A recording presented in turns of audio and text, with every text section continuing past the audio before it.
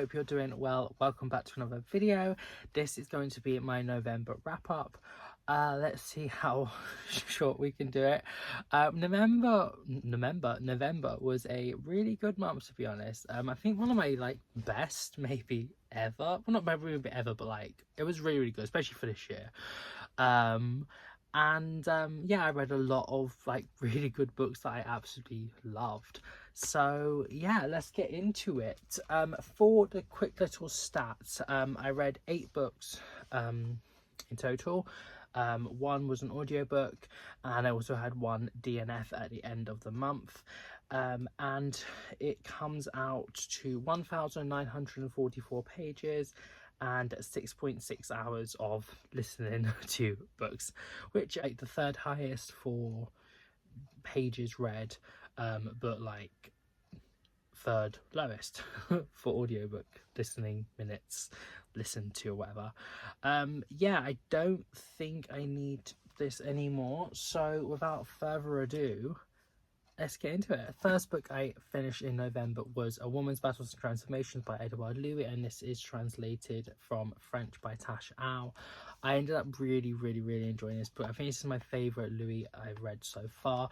I've read 4 of his books now, 3 this year, and I just cannot wait to get to his most recent published in English work, which I do own but haven't read yet, which I will hope to be getting to in 2026. And he also has a new book called Monique Escapades coming out early next year as well. But it's weird to categorize because it feels like a memoir, but it's a memoir about someone else. So inherently it is sort of fiction as well, auto-fiction, but at the same time it can be classified as a biography. So yeah, I don't know, but it feels like a memoir. It's basically the sort of life, in a sense, of his mother, Monique, the way she was brought up, falling pregnant quite young, and then marrying his father, and sort of their relationship over these many years and how it was quite tumultuous, and she lacked a lot of freedom and sort of expression, and how he always sort of remembered her as being quite depressed and angry and not really that nice of a person because of the sort of their social standing and the circumstances around them. And it explores sort of their relationship and how when he moves away from this small town where he grew up, and how in a sense that was sort of the start of their actual relationship together. And yeah, I don't want to say too much because I have talked about this in my Read or Unhaul for November, same with quite a few books here, so I'll direct you to that video to learn a bit more about sort of I guess the reading vlog content of it and a bit more of a review. But yeah, I ended up really enjoying this, but I've given it 4.75 stars.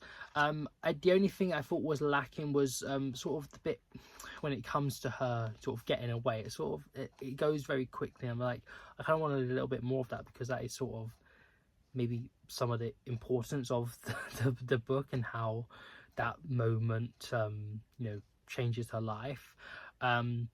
But yeah, I definitely would recommend this. I think it's so well written. This is my first work of his that I actually went through and underlined things, and there's a star.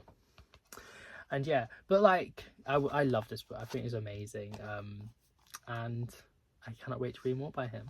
I then read this really big, heavy book, Joe Lycett's Art Hole by Joe Lycett, and again, I absolutely love this. I think I'm going to settle on a 4.75 stars as well. This one was actually very close to being my first 5, but I just don't feel like it has the same pedigree in a sense as some of my other 5-star reads, but still one I would so recommend, and I really did enjoy this book. It is at heart an art book, so he's just such a a weirdo. But here's an example. So here's Harry Styles one, and this is the artwork he done. And a lot of pages are sort of well, that's the end of the thing, but there is just sort of a lot of big pages of art, but also there is sort of the story that goes along with it. This one is quite short. Let me get to one that's actually a bit longer. So this is the story of when he created this piece of artwork of Eamon Holmes and Ruth Langsford. So that is his artwork there, and it has sort of the different figures and the different like footnotes, but they're like there, and then the figure of what it is, and then this is his story of how like he came to like do the artwork and stuff, and it continues, and there's other like things as well. So yeah, some are definitely shorter than others, some are longer than others, and it's split into different sort of like chapters, like for the different, like there's 3 ones, and then there's all like the different pieces of artwork in there basically. If that, can you read that? I don't know, but yeah, it just like the stories are so wacky and so wild. He's like such a such a weird person, not gonna lie. Like the things he comes up with, and like the way he just talks about people and stuff, and it's just, yeah, it's so funny. Like the one with Elton John and he was like we bought a house that was the size of a Tipton's like key cutting shoe repair sort of business thing that in the UK, and that's the house was the size of that. And that was honestly, like, so many times I was just ahead of it. I was laughing out loud. But like Elton apparently said that he wanted to knock down the property just to rebuild it again, and then also putting all these like £1,000 pieces of like things in there as well. Yeah, I just absolutely love this. It was so fun. I then read my first 5-star of 2025. Did it take me 80 books? Yes. But did I get one finally? Also yes. And it is like so worthy of being my first 5-star. It is Maya Angelou's I Know Why the Caged Bird Sings. This is the first of her 7-part autobiography series. It reads more like a memoir than autobiography, so that's sort of what I count it as, even though like it is, I mean, it is part of autobiography, but like I feel like memoirs are more sort of tell the story in a way that can be seen as sort of fictionalized in some sense, in a way it sort of like delves into different topics, whereas if autobiographies or biographies that I've read are sort of more just like this and sort of like lots of dates and stuff, but this one, she set out to try and sort of write a book like fiction but about her life, and this was incredible. So yeah, this is one of my 2025. I managed to read it for many years, to be honest. I don't know why I didn't get to it until November this year, but yeah, this is another one that I like underlined and starred things in. Let me find a little star for you. There you go. And this is telling her story of when she moves with her brother to Stamps, Arkansas, to live with her nan or grandma. When she's around, I want to say around like 4 or 5, I think, and her brother's 1 year older, and sort of just like life in the town and the relationship with her grandma and her uncle, and sort of the legacy of the slave trade, the segregation and sort of racism still so prevalent in this small southern town in the USA. Also the heart of the Black community, and the importance of like religion and just sort of like them being together and stuff. And then she goes to live with her mother for a few months, I believe it is, in St. Louis, and she is raped by her mother's partner when she's 8, and then afterwards she goes back to Stamps, and then sort of back to San Francisco to live with her mum, and it's just sort of about like her life and just like the way she thinks and sort of the community and relationships with her family, and like her love of literature and how it like develops within her, and I think it's Mrs. Flowers, I think, and then like the way it talks about this literature and how it's sort of like she's invited to sit with all these people from so many different places, and sort of the way we can read literature in different ways, and just sort of her fighting spirit. And I just think she's just such an incredible woman. And I have like watched or like listened to like nearly everything that's on YouTube, all her like speeches and poetry readings and stuff like that. Which is the first like actual sort of book I've read by her. I did read like a really short poetry collection. I only had like 5 poems in a couple of years ago, but I do have a whole complete poetry which I do need to get to, because she's just incredible. I absolutely loved her, and yeah, so recommend this book. Honestly, I can like say so much about it. I think I did say quite a lot in my Read On Haul review video, but let me just quickly give you a little quote from the sort of like introduction, kind of, if I can get to it, that just like was so impactful. If growing up is painful for the southern black girl, being aware of her displacement is the rust on the razor that threatens the throat. It is an unnecessary insult. And yeah, I think it's just so well written, so like, yeah, I honestly I can't really say anything else. I just think it's incredible. I think maybe some specific viewpoints on some things I didn't particularly love, and maybe it's a little bit heavy on the religion and like going to church and sort of a lot of like this, but there is the meaning to it, and you can see sort of like how she changes, and I just need to get to her next one, which is Gathered Together in My Name. So hopefully I'll be getting to that next year. Then I listened to an audiobook, All the Good Things You Deserve by Elaine Feeney. I think I'll probably give this around 2.5 stars maybe. It's a poetry book. It's very short. It's what is it about? I don't particularly know.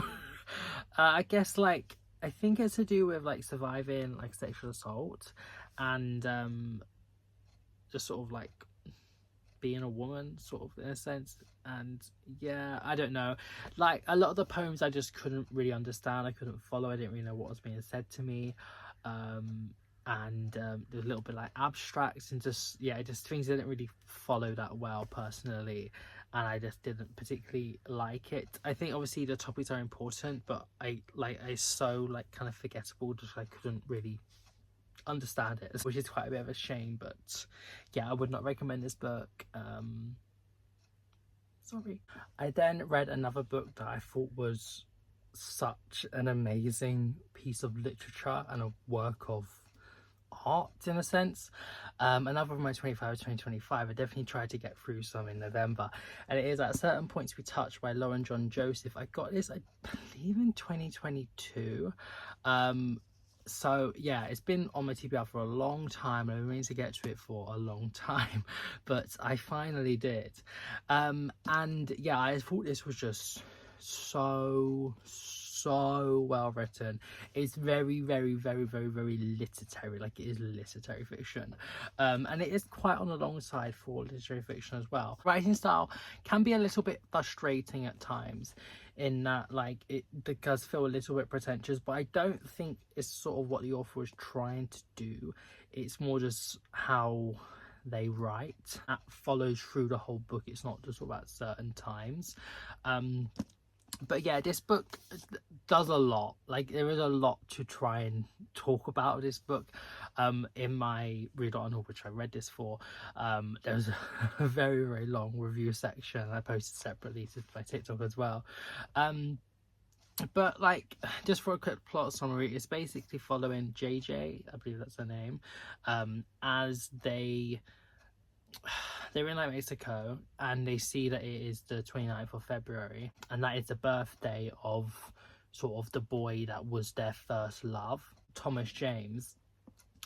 And then they try and set out trying to write about this love, and they say it has been 10 years since we met, 6 years since we last spoke, 4 years since your death.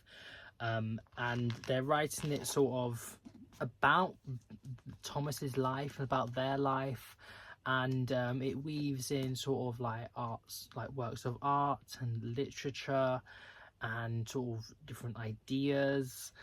And yeah, it's hard to explain. It's sort of like it's following like them in like London, New York, San Francisco. So about like this tumultuous relationship and how it's like Thomas is not a nice person, but the main character loves them. About the main character's sort of like queer identity and sort of being under the trans umbrella, and the difficulties they face with sort of dating boys that are like gay, or well, I'll get onto that, but and how like, well, they are gay, so they want another man, but if that's not who you are, then it doesn't work, and sort of them trying to come to this realization. Also Thomas's like viewpoints and stuff, and how he's just not a nice person at all, to be honest, but he has his enigmatic sort of quality to him, and his own sort of issues with, I guess, like internalized homophobia and not really wanting to accept, you know, who he is. Yeah, like it hurts my brain to try and think about it, but to be honest, I think it's just so like a lot. Also grief, like, a lot about grief, a lot about sort of like the modern age and how things are changing, and how there's all this like digital media, and how we can't sort of like, if it gets lost, it gets lost, and we can't really get it back like physical things. Yeah, I have more to say. Check the video for more thoughts and stuff, because I don't want to talk about this anymore. I loved it. It was great. It was not a 5-star because I feel like some of the sex scenes are a bit like graphic and a bit far too many, like, kind of. But like, I guess in some sense there is reason to, and all through like, well, through the book it explores. But yeah, that sort of brought it down a bit. It's such a great book, to be honest. Then I read 300,000 Kisses, Tales of Queer Love from the Ancient World by Sean Hewitt and Luke Edward Hall. I ended up really enjoying this book. I gave this 4.5 stars. It's basically,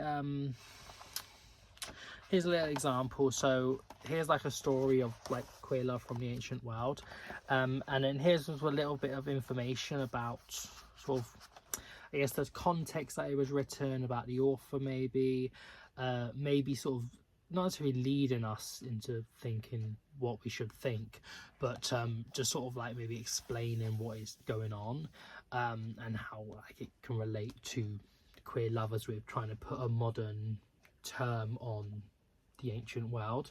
And then what follows is sort of a translation by Sean Hewitt of the story it's talking about, and then there's intermittent artworks by Luke Edward Hall that all correspond to the story being told to us. And yeah, there's a lot of them, a lot of very short, some a bit longer, obviously. There's a few like sort of like doodly ones, and then there's also like the full page spreads of the artwork. Here's like a bit of a longer one, Heracles and Hylas, so that's the information there, and then the part starts there, and it's sort of about like the poetry and just sort of things like that, basically. It's hard to sort of explain too much, but yeah, I ended up really enjoying this book. I think it's important that like you understand the context of the certain things and the social framework which is explained within the little introduction parts, and also how we need to acknowledge that we are placing these modern terms of like queer and lesbian, gay, trans on ancient people that didn't use those terms. Maybe they're talking about the same thing, but we're still sort of looking at it through a modern lens. And it also talks about sort of like the wrongness of certain relationships. A couple do sort of talk about this difference between this higher love and the lower love, in a sense, which happens a few times. So maybe a lack of a better ratio of gay male stories to the other identities that make up our community. But yeah, also some of the artwork I didn't love. It's a little bit messy maybe, but at the same time, they all fit the story, and it's not like it takes away from it at all. It's just like a little bit of a nice addition, I guess. But yeah, I would so recommend this book, and I definitely want to read more by Sean Hewitt. I have his memoir, and I think 1 or 2 poetry collections. I didn't actually read his novel this year, but yeah, like that a lot. Final one that is in that reading vlog is A Single Man by Christopher Isherwood, another from my 25 of 2025, and I'm still trying to comprehend what I really thought about this book. I think for star rating I'm setting on a 3.5. I liked it.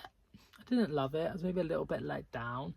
I feel like it is a bit more of an exploration of like American life in the 60s, and sort of like the changes happening and sort of new builds being built and things, and sort of that. Then his relationship with well, the main character is called George, and his lover was called Jim, and he recently died. I thought it was going to be a little bit more about sort of their relationship and sort of being queer in the 60s, and it does deal with that definitely, but maybe not as much as I wanted it to. And it just basically follows George on a single day, sort of getting up, thinking about the neighborhood, going to work at the university, like the drive, teaching his lecture to all of like just different students and stuff, and then sort of coming back, going to a hospital. I'm basically just saying whole book now. Dinner with his friend Charlotte, and yeah, she's quite an interesting character. And then afterwards goes to like a pub thing on the beach. And yeah, I think it's decent. It's well written, a little bit confusing sometimes. I definitely read the author again. I probably would read the book as well again, maybe in a few years. But yeah, I recommend it. Liked it, didn't love it. And finally, for the books I read was A Secret Life of Albert Entwistle by Matt Cain, another 25 of 2025. I have a whole reading vlog for this, which you can check up there if you want. A lot more of the sort of content of what it is. And yeah, I mean, it's Matt Cain. What do you think I'm going to give it? What do you think I gave this book? 5 stars. 5 stars. Of course it is Matt Cain. I love Matt Cain. He's my favorite author. Yeah, I really enjoyed this book. It's following Albert. He is sort of like coming up to retirement age. He's a postman. He lives in the small town of Toddington, like in Lancashire, and he learns that he's going to be like sort of forced into retirement because he's of that age, and he's also quite reserved, shy, doesn't want to let people in to know who he is and his feelings and stuff, and he's just thinking that, oh, I'm just going to be so lonely now, and he's thinking back to his past, or like first ever love of a boy called George. I can't remember I think it's like the 70s, and there's sort of like intermittent chapters, or like chapter breaks in a sense, that go back to that time and sort of like the start of a relationship and following it on, and how sort of like it's found solace in the moors, and they would dance and sing sort of like musical tunes. It's just so cute. But then like things ended, and now Albert is trying to sort of find George again. He's sort of like the struggle with that, and he enlists the help of some new friends, Nicole, but she also has a few chapters herself, who is a single mother, and sort of the struggles that she is facing with, and sort of trying to like a new boyfriend, and then like people at work. And it's just a lovely novel about sort of humanity and like found family. I think it's like so important in the book, and just sort of like getting out there and doing things. And yeah, I just thought it was just so sweet. It's like a book that you just intermittently just like give it a hug, because yeah, there's like emotional parts, and I did cry again. I mean, of course I'm gonna cry again. It's Matt Cain's books. I think he does such an exceptional job of creating characters that just feel so real, and maybe they have a few flaws and then positives as well. I mean, that's true life, but they just are so real and so like well developed, and you just like you just want the best for them, and you like want to follow their journey. And yeah, and it was just sort of about like being like queer in different like time frames. I mean, at the back, the author actually spoke with like actual men that were like alive in sort of like older queer men, and like what they dealt with and stuff. And yeah, I just think it's just so good, and it's how like it's certain parts of queer history we need to remember and not sort of just like brush over in a sense, and listen to the stories of our vanguards of the community who sort of paved the way, and there's still so much to learn from their experiences. So yeah, love this, 100% recommend. All his books are incredible. And then finally, the book I DNF was quite a strange one, to be honest, because of how much I loved it when I read it last year. And it's no way because I do not like the book. I think it is an exceptional book. It is On Earth Briefly Gorgeous by Ocean Vuong. I was listening to the audiobook of this, and I didn't even know why. I sort of like was trying to find an audiobook to listen to whilst I was cooking, and then doing some other things. I read it a little bit after, but I just couldn't really like take everything in. I think it's a book that you need to read, not necessarily need to read physically, because not everyone can, but you need to sit down and truly just like listen to every single word, because it is just so exceptionally well written and so well like theorized, and just everything in the book is incredible. But I just couldn't really do that whilst I was listening and trying to do other stuff, and I didn't really feel like going back and reading physically, because I only read it last year at this moment in time, but I definitely will do so. It's in no way because it's a bad book, it's an exceptional book, read it please, but I just didn't necessarily want or need to read it at this time, so I thought I'd DNF it. Anyway, that's my wrap up. It's quite long, it's annoying, but anyways, hope you enjoyed it nonetheless. Check out so many of these books, so many are so good. And have a nice morning and night wherever in the world. I shall see you very soon. Bye.